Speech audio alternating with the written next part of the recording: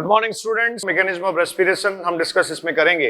Last lecture में मैंने आपको मैकेनिज्म जो रेस्पिरेटरी प्रोसेस का है उसकी ब्रीफिंग की थी और उसमें आपने glycolysis, link reaction, Krebs cycle और ईटीएस के बारे में बात की थी। तो देखिए अब स्टेप बाय स्टेप हम हर एक एक्टिविटी को यहाँ डिस्कस करेंगे। फर्स्ट ऑफ ऑल आपको यहाँ पढ़ना है ग्लाइकोलाइसिस। Clear students? ग्लाइकोलाइसिस क्या है? तो आप ये कहेंगे it is the common pathway, common respiratory pathway in both aerobic and anaerobic respiration. Glycolysis अगर हो रहा है तो आप ये डिटरमाइन नहीं कर सकते, आप ये डिसाइड नहीं कर सकते कि जो रेस्पिरेटरी पाथवे है ये एरोबिक है या फिर एनारोबिक है। Clear? So glycolysis is derived from the ग्लाइकस और it means the sweet, and further the lysis means the splitting. तो इसका मतलब स्वीट सब्सटेंसेज और जो शुगर सब्सटेंसेज है स्टूडेंट्स, इन शुगर सब्सटेंसेज की जो स्प्लिटिंग है ये स्प्लिटिंग प्रोसेस ग्लाइकोलाइसिस काउंट की जाती है या ग्लाइकोलाइसिस कही जाती है। अगला आप कह रहे हैं most common respiratory pathway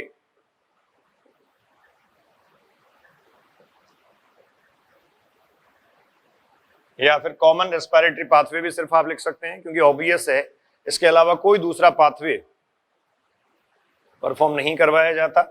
common respiratory pathway for aerobic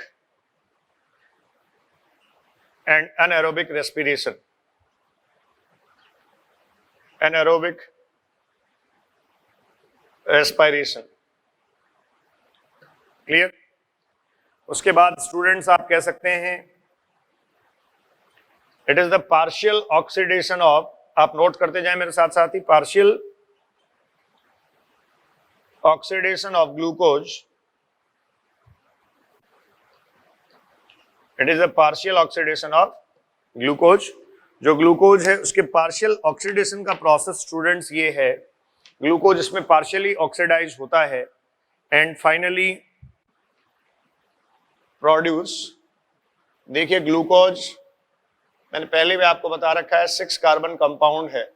ये जो हेक्सोज शुगर है इस हेक्सोज शुगर का कन्वर्जन होता है ट्रायोज शुगर में एंड आफ्टर द ऑक्सीडेशन यहां पायरुवेट का फॉर्मेशन होता है। पायरुवेट ये आप कह सकते हैं and product of the glycolysis. The pyruvate is the end product of glycolysis और ये होगा 3C2M। 3 कार्बन कंपाउंड जो है 3 कार्बन कंपाउंड 2 मॉलिक्यूल्स यहां से एंड प्रोडक्ट के फॉर्म में सामने आएंगे। उसके बाद देखिए ये जो ग्लूकोज का ऑक्सीडेशन शुरू होता है तो साइट आपके पास स्टूडेंट्स क्या है? साइट आप कहेंगे साइटोसोल और साइटोप्लाज्म। एनसीईआरटी साइटोसोलिक रिएक्शन और एक्शन इसको लिखती है। तो ग्लाइकोलाइसिस क्या है? Glycolysis is the conversion of hexose sugar into the triose to generate और प्रोड्यूस एटीपी। स्टूडेंट्स ये एक्टिविटी करवाई जाती है। फिर आप कह सकते हैं glycolysis is multi stepped. Glycolysis is the multi stepped enzymatic process. It is the multi stepped enzymatic process. Multi stepped पूरा रेस्पिरेटरी पाथवे है। Even the respiratory process is also multi stepped pathway. Respiration जो है ये भी आप कह रहे हैं मल्टी स्टेप्ड पाथ है या पाथवे है। तो इसके बेनिफिट्स में स्टूडेंट्स पहले भी आपसे डिस्कस कर चुका हूं, आप फिर से ब्रीफ कर सकते हैं। जो ग्लाइकोलाइसिस है that is the multi stepped enzymatic process and the respiration is also the complete respiratory process is also a multi stepped pathway. तो मल्टी स्टेप्ड पाथवे होने के कुछ बेनिफिट्स हैं, जैसे आप ये कहेंगे क्या बेनिफिट हुआ। फर्स्ट ऑफ ऑल आप ये कह सकते हैं टू मेंटेन एफिशिएंसी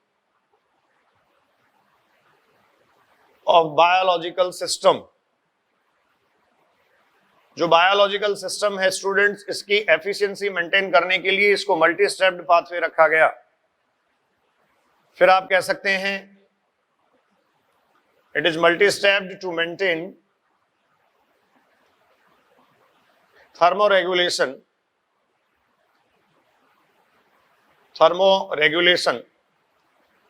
क्योंकि एक्सर्गोनिक प्रोसेस है तो ऑब्वियस है जो टेम्परेचर रेगुलेशन है वो मेंटेन रहे।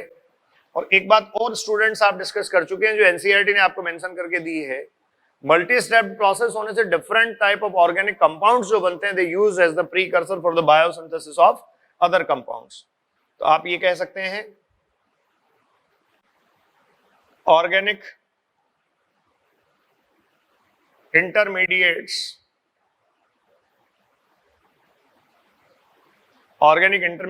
आर प्रोड्यूस्ड, और ये जो ऑर्गेनिक इंटरमीडिएट्स प्रोड्यूस होते हैं used as precursor for the biosynthesis of organic compounds, for biosynthesis of organic molecules. ठीक है, तो ये स्टूडेंट्स इसके बेनिफिट्स हैं। तो ग्लाइकोलाइसिस का प्रोसेस आप पढ़ रहे हैं, इस ग्लाइकोलाइसिस को मल्टी स्टेप्ड एंजाइमेटिक प्रोसेस हमने कहा, साथ में आपने कहा कि रेस्पिरेशन जो है वो भी मल्टी स्टेप्ड एंजाइमेटिक प्रोसेस है। तो ये उसके बेनिफिट्स हैं, ये रीजन है कि क्यों वो मल्टी स्टेप्ड एंजाइमेटिक प्रोसेस है। ये रेलिवेंट रेफरेंसेज है। अब देखिए इस रिएक्शन पे आते हैं, ग्लाइकोलाइटिक रिएक्शन पे हम आ रहे हैं। और ग्लाइकोलाइटिक रिएक्शन जो है वो आप जानते हैं साइटोसोल में परफॉर्म करवाई जाती है। स्टूडेंट्स इसका मैं प्रिपरेटरी फेज में और पे ऑफ फेज में डिवाइड कर सकता हूं। द ग्लाइकोलाइटिक प्रोसेस और the glycolysis is the preparatory phase और पे ऑफ फेज, दो फेज ये इंक्लूड करता है। अब दोनों में क्या फर्क है, प्रिपरेटरी फेज और पे ऑफ फेज क्या होंगे यहां, ये आपको समझने की जरूरत है। तो देखिए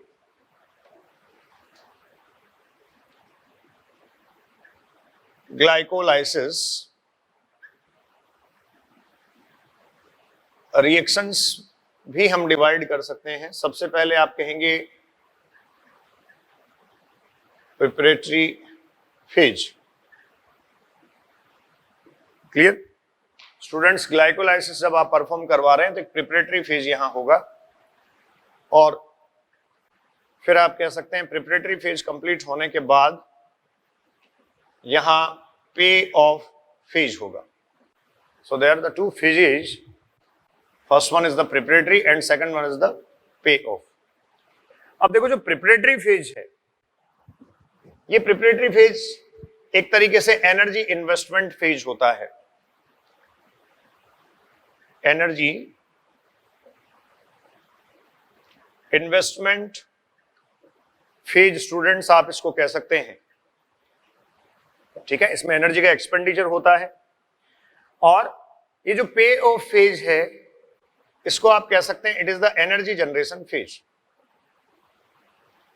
एनर्जी जनरेशन फेज, ठीक है, इसमें एनर्जी प्रोड्यूस होती है। तो देखिए यहां से हम क्या कर सकते हैं, स्टेप्स के बिहाफ पे अगर मैं जाऊं, सबसे पहले आप कहेंगे रेस्पिरेटरी सबस्ट्रेट का जो फॉस्फोराइलेशन है, ये फॉस्फोराइलेशन का प्रोसेस होगा, और ये होगा स्टेप नंबर 1 2 3। उसके बाद आप ये कह सकते हैं cleavage of respiratory substrate, cleavage of respiratory substrate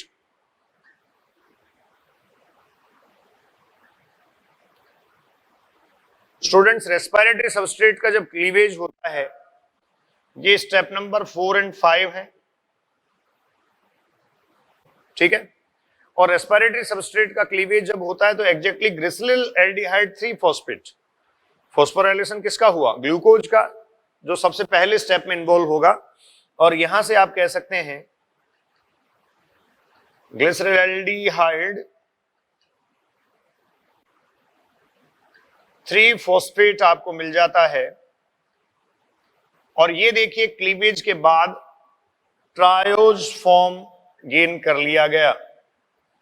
इस ग्लाइकोलाइटिक एक्टिविटी का ऑब्जेक्टिव ये था, फॉस्फोराइलेशन स्टेप में सबसे पहले ग्लूकोज इन्वॉल्व होता है, या ग्लूकोज आप जानते हैं एंटर करता है, इसका फॉस्फोराइलेशन प्रोसेस आपको शुरू करना था। तो ये जो था वो था हेक्सोज, और इस हेक्सोज से स्टूडेंट्स ये क्या बना? Triose.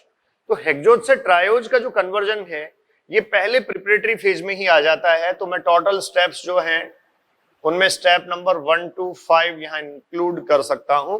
Step 1 to 5 will be the preparatory phase. अब देखिए पे ऑफ फेज में, इसमें हम डायरेक्टली अब लिख सकते हैं स्टेप नंबर 6 to 10। तो एग्जैक्टली जो glycolysis multi stepped enzymatic process था, इसमें हम कितने स्टेप्स काउंट करेंगे?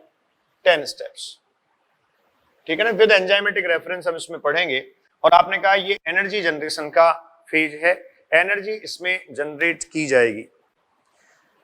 तो देखो जो एनर्जी जनरेट करने का वाला फेज है, ग्लिसरल एल्डिहाइड 3 फॉस्फेट जो फाइनली ट्रायोज फॉर्म आ गया।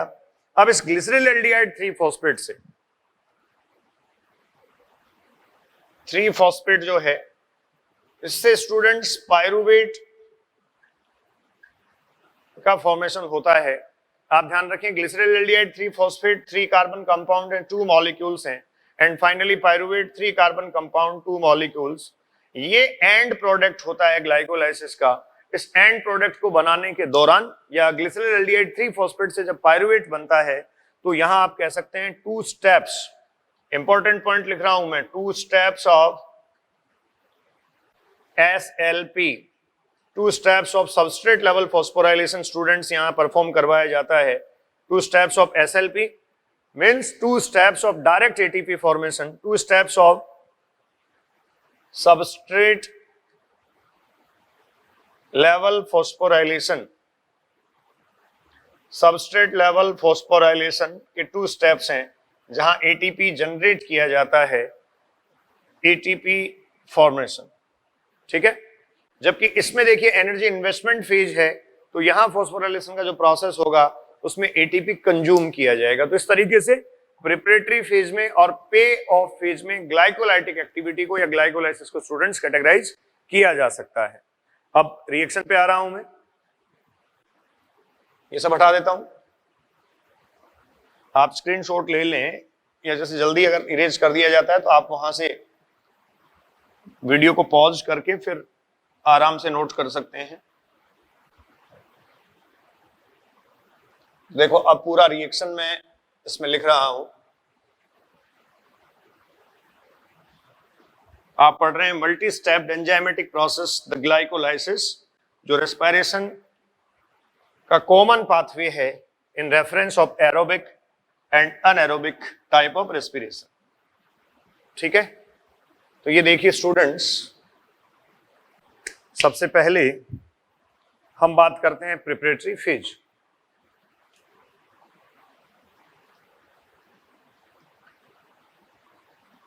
ग्लाइकोलाइसिस, और इसमें प्रिपरेटरी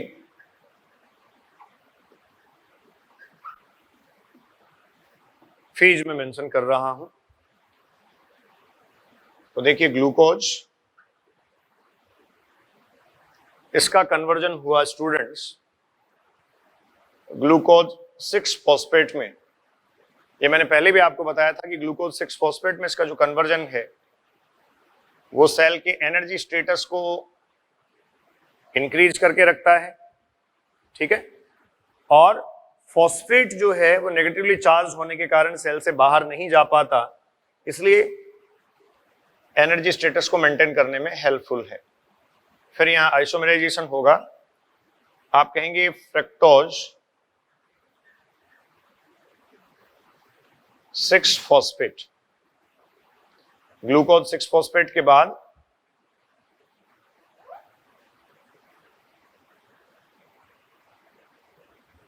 अगला जो हमने मेंशन किया वो है फ्रक्टोज 6 फॉस्फेट। इसको भी पूरा लिख देता हूं।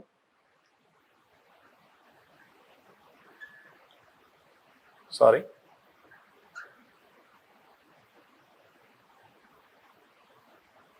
Glucose 6 phosphate. फ्रक्टोज 6 फॉस्फेट के बाद स्टूडेंट्स फ्रक्टोज 1,6 बिसफॉस्फेट, ऊपर की तरफ मेंशन कर देता हूं ये भी, फ्रक्टोज 1,6 बिसफॉस्फेट, ठीक है। और जो फ्रक्टोज 1,6 बिसफॉस्फेट यहां बना है, देखिए ग्लूकोज जो था एज ए रेस्पिरेटरी सबस्ट्रेट आपने यूज किया, 6 कार्बन कंपाउंड है, और अब इसके बाद glucose 6 phosphate, fructose 6 phosphate, fructose 1,6 bisphosphate. इसके बाद आप कह सकते हैं ये कन्वर्ट हो जाएगा ग्लिसरल एल्डिहाइड 3 फॉस्फेट। ये स्टूडेंट्स कन्वर्ट हो जाएगा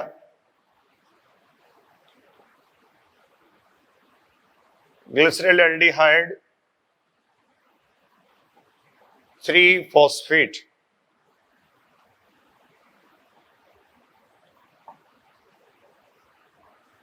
glycerol aldehyde 3 phosphate. Glycerol aldehyde 3 phosphate से जो है वो एग्जैक्टली DHAP या डाई हाइड्रोक्सी एसीटोन फॉस्फेट, ये आइसोमर फॉर्म बनता है इसका, डाई हाइड्रोक्सी एसीटोन फॉस्फेट।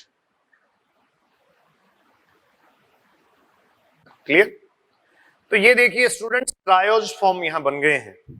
तो अब देखो मेंशन कर रहा हूं मैं 6C1M। Clear? Step number first, ये स्टेप नंबर सेकंड। तो ग्लूकोज 6 फॉस्फेट जो बना ये भी आप कहेंगे 6C1M। क्लियर? 6C1M, और ये आप स्टूडेंट्स कह देंगे स्टेप नंबर 3, जिसका प्रोडक्ट ये हो गया। ये स्टेप नंबर हमारे पास आ गया 4, और ये अल्टीमेटली स्टेप नंबर हम कह सकते हैं 5, ठीक है। जिसमें जो ग्लिसरल एल्डिहाइड 3 फॉस्फेट है, इस ग्लिसरल एल्डिहाइड 3 फॉस्फेट या DHAP डाइहाइड्रोक्सिन एसीटोन फॉस्फेट से ग्लिसरल एल्डिहाइड 3 फॉस्फेट का फॉर्मेशन हो गया। अब देखिए यहां जो एंजाइम है, एंजाइम्स मैं इससे ब्लू से लिख देता हूं, हेक्सोकाइनेज। एंजाइम स्टूडेंट्स कौन सा रहा? हेक्सोकाइनेज। मैग्नीशियम जो है वो स्टूडेंट्स इस एंजाइम का एक्टिवेटर होता है, और आप ये कहेंगे यहां ATP कंज्यूम हो जाता है, तो मैंने यहां लिखा है एडिनोसिन ट्राइफॉस्फेट को कंज्यूम कर लिया गया, ADP प्लस इनऑर्गेनिक फॉस्फेट। तो ये आपका फर्स्ट स्टेप हो गया है, ठीक है। उसके बाद फ्रक्टोज 6 फॉस्फेट बना फॉस्फो ग्लूको आइसोमेरेज, ठीक है। फॉस्फो ग्लूको आइसोमेरेज की प्रेजेंस में ये सेकंड स्टेप में फ्रक्टोज 6 फॉस्फेट बन गया। अब स्टूडेंट्स यहां इंपॉर्टेंट एंजाइम है स्टेप नंबर 3, इसको आप कहेंगे फॉस्फो फ्रक्टोकाइनेज। और जो फॉस्फो फ्रक्टोकाइनेज है ये पेस सेटर एंजाइम या स्पीड लिमिटिंग एंजाइम होता है, इसका भी एक्टिवेटर आप कह सकते हैं मैग्नीशियम होगा। क्लियर? और यहां से भी ATP यूज हो जाएगा, adenosine diphosphate plus inorganic phosphate. ATP consume कर लिया गया, ATP यूज कर लिया गया। क्लियर? ये है फॉस्फोफ्रक्टोकाइनेज, जो कि मैं कह रहा हूं स्पीड लिमिटिंग एंजाइम या पेस सेटर एंजाइम के फॉर्म में स्टूडेंट्स यूज किया जाता है। उसके बाद स्टेप नंबर 4 एल्डोलेज और जिंक आप कह सकते हैं स्टूडेंट्स इसका एक्टिवेटर है।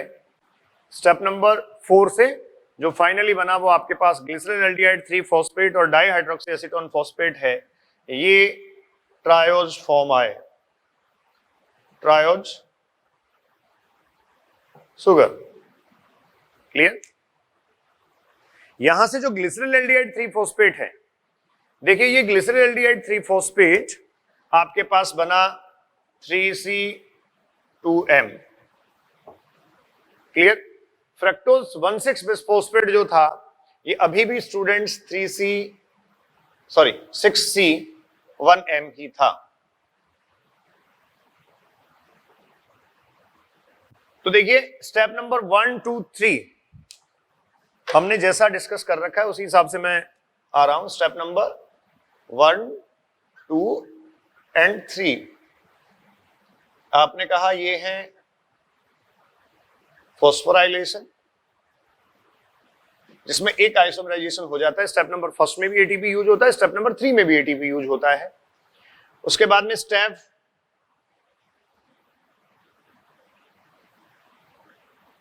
4 and 5 students, step 4 and 5 cleavage of substrate, और जो रेस्पिरेटरी सबस्ट्रेट के क्लीवेज से, या क्लीवेज जो रेस्पिरेटरी सबस्ट्रेट का हुआ, सॉरी, इस रेस्पिरेटरी सबस्ट्रेट के क्लीवेज से आपके पास फाइनली क्या बना? Triose sugar.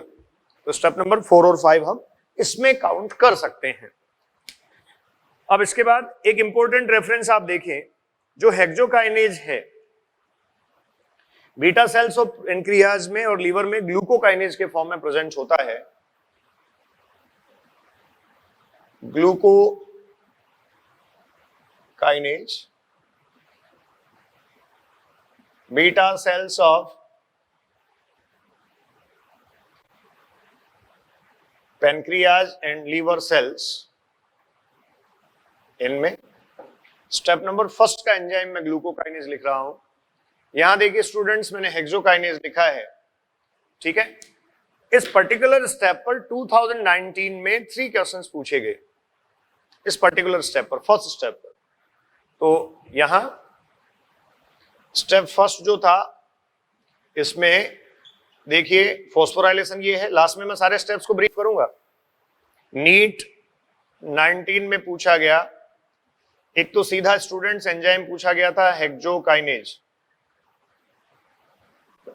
ठीक है, हेक्सोकाइनेज एंजाइम आपसे पूछा गया था। एक इसका एक्टिवेटर मेटल आयन पूछा गया, ये ऑर्गेनिक, ये सॉरी इनऑर्गेनिक केमिस्ट्री में आपसे पूछा गया था, ये केमिस्ट्री का रेफरेंस था, लेकिन एग्जाम में पूछा गया आपको, इसी स्टेप से आता है, इसी स्टेप से कोरिलेट करता है। और एक एग्जैक्टली आपसे पूछा गया ग्लूकोज से ग्लूकोज 6 फॉस्फेट का जो कन्वर्जन है, ये मतलब एक अकेले स्टेप से 2019 के पेपर में 3 क्वेश्चंस थे, जिनमें 2 बायोलॉजी में डायरेक्ट पूछे गए थे और एक जो है ये मेटल आयन वाला, ये केमिस्ट्री में पूछा गया था। तो आप ये देख सकते हैं कि कई बार किसी एक पर्टिकुलर स्टेप से भी क्वेश्चन बना लेता है। उसके बाद ये जो फॉस्फोफ्रक्टोकाइनेज है PFK, स्टूडेंट्स हम इसको लिखते हैं और आप ध्यान रखें this PFK is the speed limiting enzyme, star लगा के मेंशन करें। PFK phosphofructokinase is the speed limiting enzyme or the pace setter of glycolysis, ठीक है। जब स्टेप्स की डिटेल में हम बात करेंगे स्टेप्स की, तब ये सब मैं और आपसे डिस्कस करूंगा। उन स्टेप्स को हम स्पेसिफिकली डिस्कस करेंगे जिनका एग्जाम के क्वेश्चन से रेलिवेंसी है या जो हमारे काम के हैं। तो ये देखिए सिर्फ एक फेज मैंने यहाँ ड्रॉ किया है, इसको आप कह रहे हैं preparatory phase of the glycolysis. और प्रिपरेटरी फेज में students reaction 1 to 5, step number 1 to 5 हम इंक्लूड कर चुके हैं। अब इसके बाद हम आगे पे ऑफ फेज डिस्कस करेंगे, जिसमें हमें डिस्कस करना है स्टेप नंबर 6 to 10। और देखिए यहाँ ग्लिसरॉल एल्डिहाइड 3 फॉस्फेट जो है अब वो एंटर करेगा पे ऑफ फेज में। क्लियर, नोट कर लें आप ये। हाँ जी स्टूडेंट्स, अब हम डिस्कस कर रहे हैं ग्लाइकोलाइसिस का पे off phase. Glycolysis preparatory phase आपने डिस्कस किया, और अब हम बात कर रहे हैं पे ऑफ फेज। क्लियर, पे ऑफ फेज आप डिस्कस कर रहे हैं। देखिए, आपने कहा पे off phase energy generating phase होता है, और इसमें आपको इंक्लूड करना है स्टेप 6 to 10। तो स्टेप नंबर 5 में आपके पास ग्लिसरल एल्डिहाइड 3-फॉस्फेट का फॉर्मेशन हो चुका था।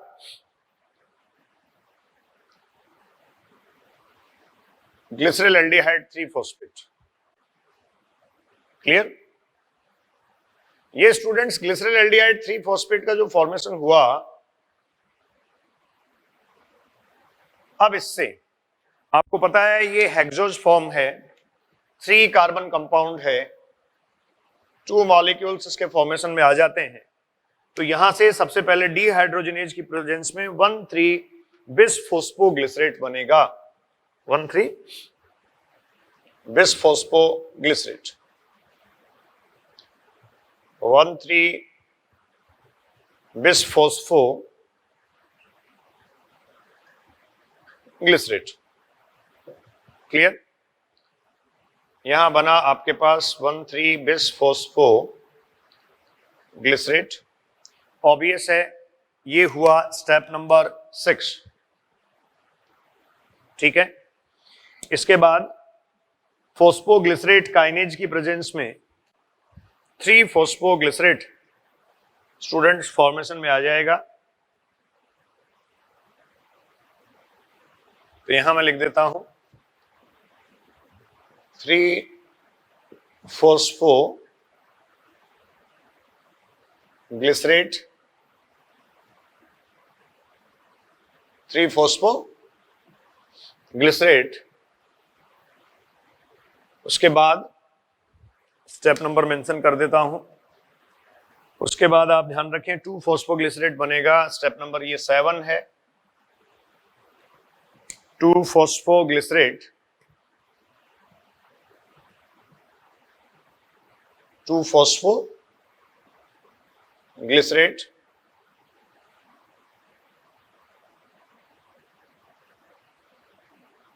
ये स्टेप नंबर 8 हुआ। ये स्टूडेंट्स आप कह रहे हैं स्टेप नंबर 8। और फाइनली अब 2-फॉस्फोग्लिसरेट से बनेगा फॉस्फोइनॉल पायरुवेट, 2-फॉस्फोइनॉल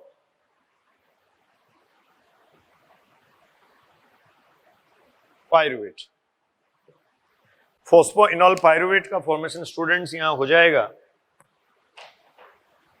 ठीक है, सॉरी, फॉस्फोइनॉल पायरुवेट, ये लीजिए। और अब इससे आप कहेंगे, ये मार्कर इंक थोड़ा सा, पायरुवेट।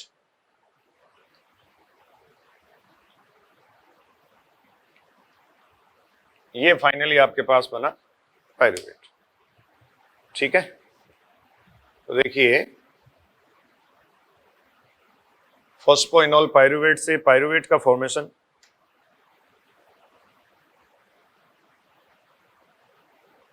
सॉरी,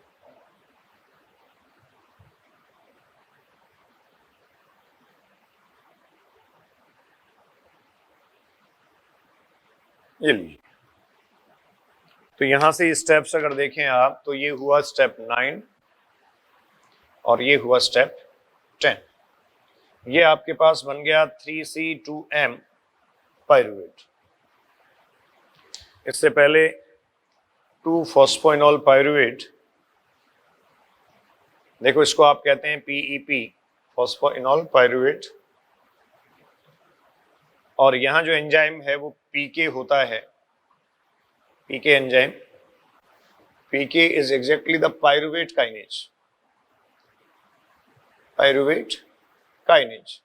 तो जैसे आपने एंजाइम PF के डिस्कस किया था प्रिपरेटरी फेज में, वैसे ही यहाँ PK इंपॉर्टेंट एंजाइम है।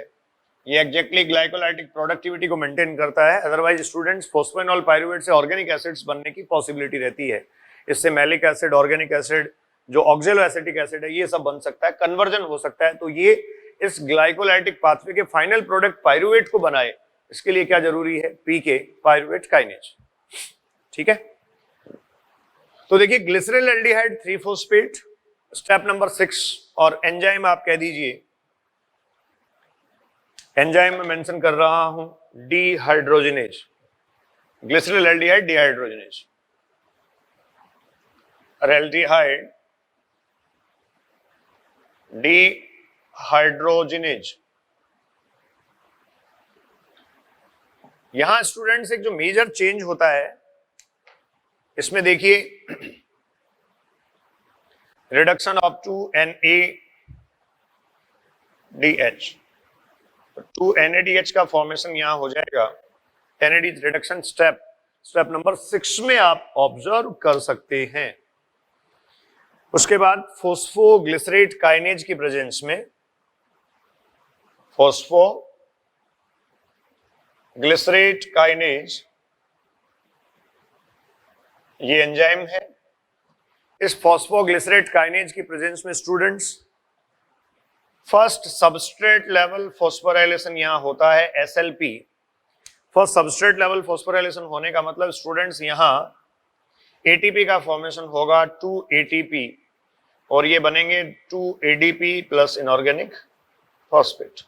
तो ये फर्स्ट सबस्ट्रेट लेवल का फॉस्फोराइलेशन है। इस सबस्ट्रेट लेवल के फॉस्फोराइलेशन से स्टूडेंट्स ATP का फॉर्मेशन हो जाता है। इसके बाद स्टेप नंबर 8, फोस्फोग्लिसरोम्यूटेज,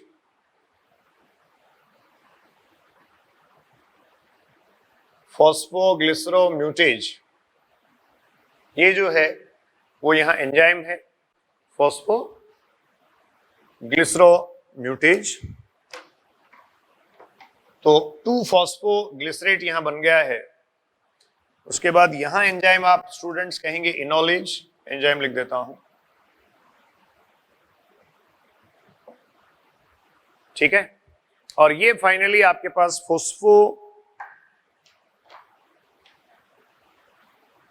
इनॉल पायरुवेट, जो उससे पायरुवेट बन गया, तो PK पायरुवेट काइनेज एंजाइम है। और ये अगला सबस्ट्रेट लेवल फॉस्फोराइलेशन होगा 2 ATP 2 ADP, ठीक है। 2 ATP फॉर्मेशन स्टूडेंट्स यहां से हो जाता है। इसको मैं कह सकता हूं SLP या सबस्ट्रेट लेवल फॉस्फोराइलेशन सेकंड। ये देखिए SLP या substrate level phosphorylation first students हो गया है, ठीक है। जो इनोलेज है, मैग्नीशियम और मैग्नीज इसके एक्टिवेटर होते हैं, मैग्नीशियम और मैग्नीज आप दोनों कह सकते हैं। जो पायरुवेट काइनेज है इसमें पोटेशियम और जो मैग्नीज है उनको आप एक्टिवेटर कह सकते हैं, sorry magnesium and potassium, Mg2+ और पोटेशियम, ठीक है। तो ये स्टूडेंट्स आपके पास कौन सा फेज हुआ? पे ऑफ फेज। पे ऑफ फेज में इंपॉर्टेंट है स्टेप नंबर 6। स्टेप नंबर 6 से आपको मिला 2NADH, एनर्जी इंटरमीडिएट है। अगर कंप्लीट ऑक्सीडेशन होता है रेस्पिरेटरी सबस्ट्रेट का, तो इस केस में स्टूडेंट्स ये जो NADH है ये माइटोकॉन्ड्रिया में एंट्री करेगा और यहां से ATP जनरेट कर देगा। स्टेप नंबर 7 ये है first SLP substrate level phosphorylation, और यहां से फॉर्मेशन होता है 2 ATP। फिर स्टूडेंट स्टेप नंबर 10, इसमें आप कहेंगे सेकंड SLP या सबस्ट्रेट लेवल फॉस्फोराइलेशन होता है और इससे भी फॉर्मेशन होता है 2 ATP। तो आप देखिए डायरेक्ट फॉर्मेशन कितने ATP का है? 4 ATP का है। 2 NADH जो है वो माइटोकॉन्ड्रिया में होने वाले ETS के थ्रू ऑक्सीडाइज होकर 6 ATP जनरेट करेगा। तो अल्टीमेटली इससे 6 ATP एरोबिक रेस्पिरेशन अगर हुआ तो आने वाले हैं और ये 4 एटीपी, तो ये टोटल 10 हुए। लेकिन आप प्रिपरेटरी फेज में देख चुके हैं स्टेप नंबर फर्स्ट और स्टेप नंबर थर्ड में 2 एटीपी यूटिलाइज हो जाते हैं। तो नेट गेन अगर एटीपी का हम देखें, आप नेट गेन अगर देखें तो आप कहेंगे स्टेप फर्स्ट एंड थर्ड इनमें 2 एटीपी रेस्पेक्टिवली कंज्यूम हो जाते हैं। तो आपके पास 4 एटीपी में से 2 एटीपी माइनस करने पर नेट गेन, सिर्फ ग्लाइकोलाइसिस की बात अगर कर रहा हूं मैं, नेट गेन आप कहेंगे क्या हुआ आपके पास 2 एटीपी। स्टूडेंट्स इस टाइम मैं सिर्फ ग्लाइकोलाइसिस को डिस्कस कर रहा हूं, क्लियर है? हाँ, जैसे ही एरोबिक रेस्पिरेशन में हम जाएंगे तो एरोबिक रेस्पिरेशन से एटीपी का जो फॉर्मेशन है उसमें ग्लाइकोलाइसिस का जो कंट्रीब्यूशन होगा, तो 2 एटीपी तो नेट गेन ये हुआ, और उसके अलावा ये जो 2 NADH हैं, पर NADH 3 एटीपी जनरेट किए जाते हैं। तो 3 ATP into 2 molecules of NADH, ये 6 एटीपी जनरेट किए जाएंगे। लेकिन आप ध्यान रखें ये 6 एटीपी का जनरेशन फॉर्मेशन जो है वो सिर्फ और सिर्फ कब होगा, जब प्रोसेस एरोबिक रेस्पिरेशन का होगा। क्योंकि जब तक ग्लाइकोलाइसिस आप पढ़ रहे हैं तब तक आपके पास कोई परफेक्शन नहीं है, किसी तरीके का कोई कंक्लूजन आप स्टैब्लिश नहीं कर सकते। This process is the aerobic और एनारोबिक।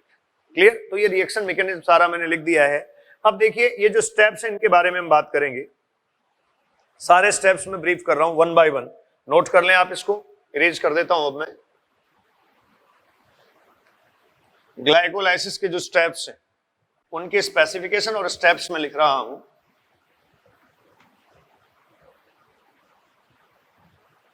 देखिए स्टूडेंट्स, आप पढ़ रहे हैं ग्लाइकोलाइसिस और हम यहां डिस्कस कर रहे हैं अब steps of glycolysis. First one आप कहेंगे सबसे पहले होगा फॉस्फोराइलेशन।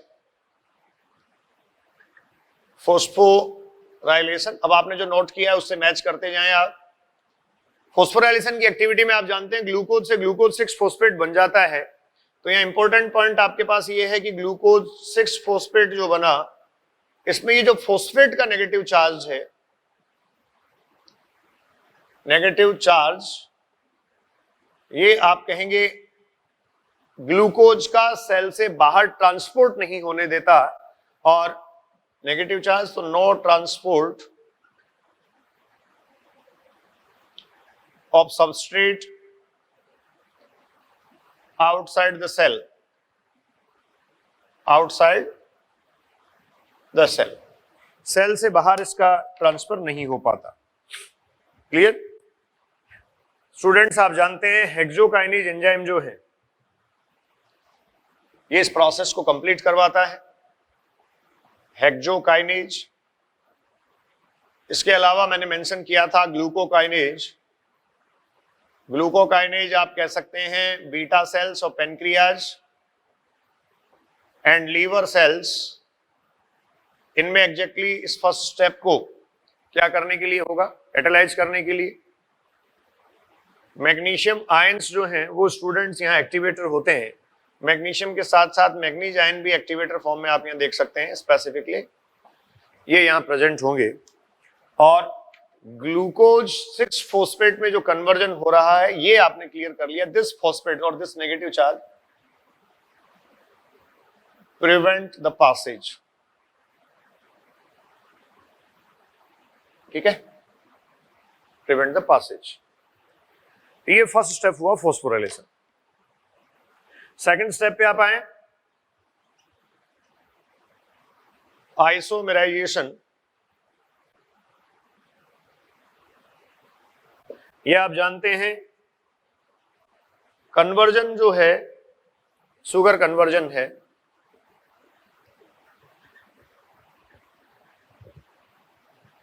ग्लूकोज 6 फॉस्फेट से फ्रक्टोज 6 फॉस्फेट, सॉरी, ये कन्वर्जन शो करेगा, ठीक है, कोई डाउट इसमें नहीं है। थर्ड स्टेप में स्टूडेंट्स हम कह रहे हैं इंपॉर्टेंट है, देखिए फिर से फॉस्फोराइलेशन की एक्टिविटी आप कहेंगे, फॉस्फोराइलेशन।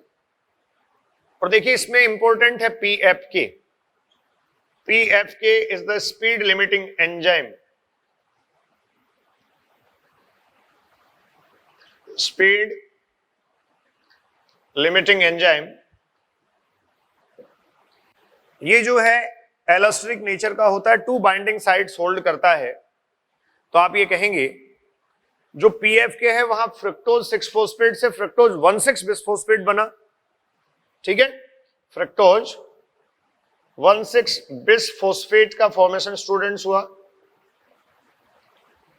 और ये जब 1,6 बिसफोस्फेट का फॉर्मेशन जब हुआ है, इस कंडीशन में आप देखिए ATP को एज ए सबस्ट्रेट ये यूज करता है। बाइंडिंग साइट पे ATP जुड़ेगा इसके, और साथ में आप कहेंगे फ्रक्टोज 6 फोस्फेट जुड़ेगा, उसको फ्रक्टोज 1,6 बिसफोस्फेट में ये कन्वर्ट करवा देगा, ठीक है। अब यहां देखो एक टर्म मैंने बिस लिखा है, बिस, ये काम की बात है, टेक्निकली आपको पता होनी चाहिए। जो बिसफोस्फेट है, 2 सेपरेट मोनोफोस्फेट्स आर देयर, जहां भी लिखा जाता है 2 सेपरेट मोनोफोस्फेट आर देयर। और देखिए अगर बाई और डाई लिखा जाता है तो भी आप ये कह सकते हैं 2 हैं, 2 हैं, लेकिन वो सेपरेट नहीं है। तो बिस में और बाई या डाई अगर लिखा गया तो इसमें फर्क क्या है, ये मैंने आपको बता दिया है। PFK स्पीड लिमिटिंग एंजाइम है, this PFK speed limiting enzyme. इसका इनहिबिशन जो है वो ATP के आप ये कह सकते हैं मोर कंसंट्रेशन से होता है। अगर ATP कंसंट्रेशन हाई हो जाती है तो ये इनहिबिशन शो करता है, कॉम्पिटिटिव इनहिबिशन इसको आप कह सकते हैं, ठीक है। फिर उसके बाद स्टूडेंट्स अगला हम स्टेप ले रहे हैं the cleavage of respiratory substrate. तो स्टेप नंबर 4 आपके पास है cleavage of respiratory substrate. Cleavage of substrate, और क्लीवेज ऑफ सबस्ट्रेट से फाइनली क्या हुआ, जो फ्रक्टोज 6 फोस्फेट आपके पास बना हुआ था, ये 3-DHAP 3 डाइहाइड्रोक्सी एसीटोन फॉस्फेट, या फिर आप स्टूडेंट्स कह सकते हैं 3 ग्लिसरल एल्डिहाइड या ग्लिसरल एल्डिहाइड 3 फॉस्फेट में कन्वर्ट हो जाता है, ठीक है। ये सबस्ट्रेट का क्लीवेज है। मतलब ये आपके पास जो है वो कौन सा फॉर्म आ गया, ट्रायोज। तो इसको हमने स्टेप नंबर 4 कहा, जिसमें इस 6 फोस्फेट मतलब 1,6 बिसफोस्फेट सॉरी, जो 6 कार्बन कंपाउंड था, इससे 3 कार्बन कंपाउंड का फॉर्मेशन हो गया, 3C 2M, 2 मॉलिक्यूल्स ये बनेंगे। और इसी में स्टेप नंबर 5 में इंक्लूड कर लेते हैं, इनका आइसोमेराइजेशन होता है, आइसोमेराइजेशन, आइसोमर फॉर्म ये बन जाते हैं, क्लियर। ये यहां तक के सारे फेजेज आपको प्रिपरेटरी फेज में पढ़ाए गए हैं, ये सब प्रिपरेटरी फेज हैं। पे ऑफ फेज अगला देखो मैं मेंशन कर रहा हूं, पे ऑफ फेज, जिसमें आप कहेंगे ग्लिसरल एल्डिहाइड 3 फॉस्फेट के जो मॉलिक्यूल्स हैं ये ऑक्सीडाइज हो जाएंगे, 2 मॉलिक्यूल्स ऑफ ग्लिसरल एल्डिहाइड ये ऑक्सीडाइज हो जाएंगे, ऑक्सीडेशन, ठीक है। अब आप ध्यान रखें, कई बार पूछा जाता है ग्लाइकोलाइसिस का जो प्रोसेस है, यही मैं मेंशन क्यों कर रहा हूं, आप कनेक्टिविटी समझ रहे हैं इसकी, क्योंकि मैंने लिखा है oxidation. Glycolysis is O2 CO2 independent process. Students, glycolysis O2 CO2 independent process है कंप्लीटली। ऑक्सीजन का और CO2 का डायरेक्ट इन्वॉल्वमेंट या सबस्ट्रेट के साथ इन्वॉल्वमेंट आपको नहीं दिखाई देगा। यहां ऑक्सीडेशन जो है वो एल्डिहाइड से कार्बोक्सिलिक एसिड का होगा, फर्स्ट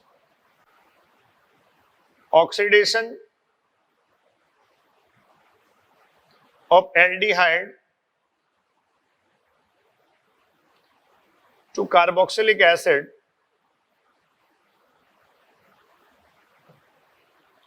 बाय NAD प्लस, ठीक है। एक एक्टिविटी तो ये हुई। दूसरी एक्टिविटी स्टूडेंट्स क्या है, phosphorylation of carboxylic acid. phosphorylation of carboxylic acid by phosphorylation of carboxylic acid by inorganic phosphate। तो ये दो चेंज यहां होते हैं, ये दोनों चेंजेज यहां आप कह सकते हैं कौन से, स्टेप नंबर 6 में आपने कहा ग्लिसरॉल एल्डिहाइड 3 फॉस्फेट जो है, जो ट्रायोड शुगर आपके पास है, ये ट्रायोड शुगर चला जाता है ऑक्सीडेशन में। ठीक है, ट्रायोड शुगर किस में चला गया, ऑक्सीडेशन में। हो गया स्टेप नंबर 6। अब देखो स्टेप नंबर 6 में आपने क्या करवा लिया, oxidation of the triode sugar. ऐसा करवाने से आपके पास आ गया 1,3 बिस फोस्फोग्लिसरेट, यहां SLP होगा। Step number 7 SLP direct ATP formation, इसको स्टूडेंट सबस्ट्रेट लेवल का ATP फॉर्मेशन आप कहेंगे। ठीक है, स्टेप नंबर 7 जो पहला SLP है रेस्पिरेटरी प्रोसेस का, ये भी आपको क्लियर है। फिर देखिए अगला स्टेप नंबर 8 जो है, उसमें आप कहेंगे फॉस्फेट एस्टर लिंकेज जो है वो स्टैब्लिश होगा 3 to 2 carbon, phosphate ester linkage. तो यहां 3 कार्बन से 2 कार्बन पर ये स्टैब्लिश हो जाएगा। स्टेप नंबर 9 में आप कहेंगे इनोलेज की प्रेजेंस में फॉस्फोइनोल पायरुवेट बनेगा। और ये देखिए यहां एक इंपॉर्टेंट एंजाइम है जो पहले भी मैं डिस्कस कर चुका हूं, इसको आप स्टूडेंट्स कहते हैं, सॉरी यहां इनोलेज एंजाइम है। इसके बाद अगला जो है वो फॉस्फोइनोल पायरुवेट से जब पायरुवेट बनता है तब एंजाइम है PK। पायरुवेट जब बनता है तब एंजाइम PK यहां है, ये स्टेप नंबर 10 में आ जाएगा। और यहां सेकंड SLP होगा, SLP सेकंड। ठीक है, तो देखिए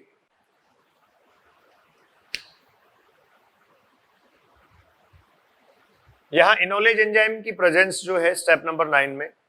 तो कई बार एक डाउट बच्चों को रहता है या पूछा जाता है, यहां आप ध्यान रखें there will be the removal of water,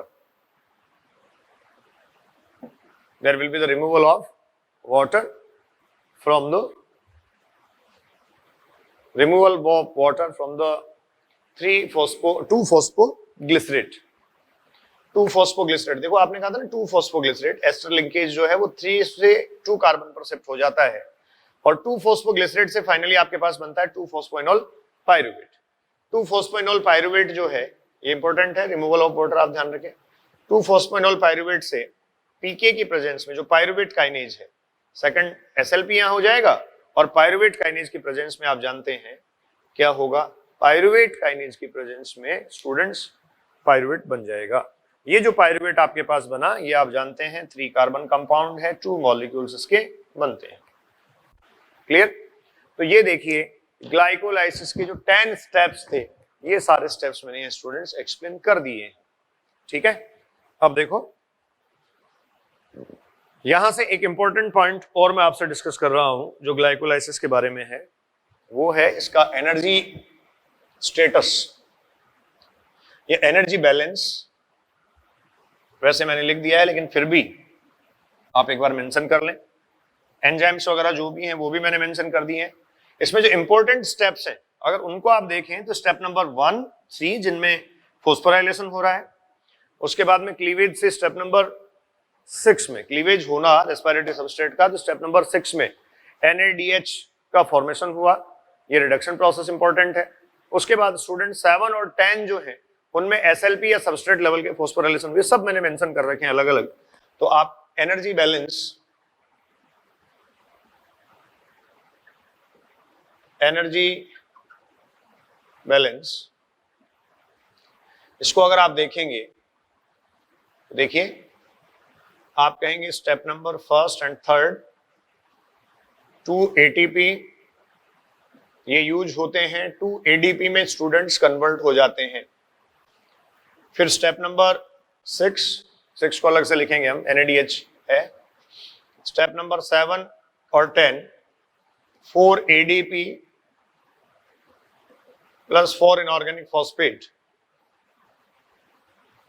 ये 4 ATP में स्टूडेंट्स कन्वर्ट हो जाते हैं, 4 ATP। तो देखिए आपके पास नेट गेन है 2 ATP, क्लियर है। और उसके साथ ही आपने कहा 2 NADH का फॉर्मेशन होता है if aerobic respiration occur or aerobic pathway will occur, if aerobic pathway will continue, यहाँ क्या होगा 2 NADH into 3 ATP, ये स्टूडेंट्स कितने होंगे आपके पास 6 ATP।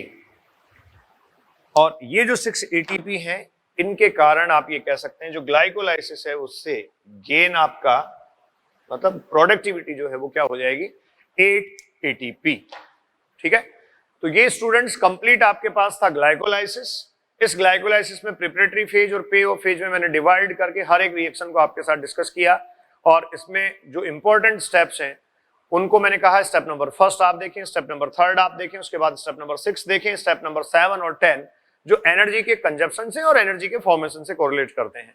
स्टेप नंबर फर्स्ट और थर्ड एनर्जी के कंजप्शन से मतलब प्रिपरेटरी फेज में एनर्जी के एक्सपेंडिचर या यूज से कोरिलेट करते हैं, जबकि 6, 7 और 10 एनर्जी के फॉर्मेशन से कोरिलेट करते हैं, उसको पे ऑफ फेज इसीलिए स्टूडेंट्स कहा जाता है। नेक्स्ट लेक्चर में हम डिस्कस करेंगे link reaction and Krebs cycle. The Krebs cycle is the major pathway of the respiratory process और respiration. Enjoy the physiology. Thank you.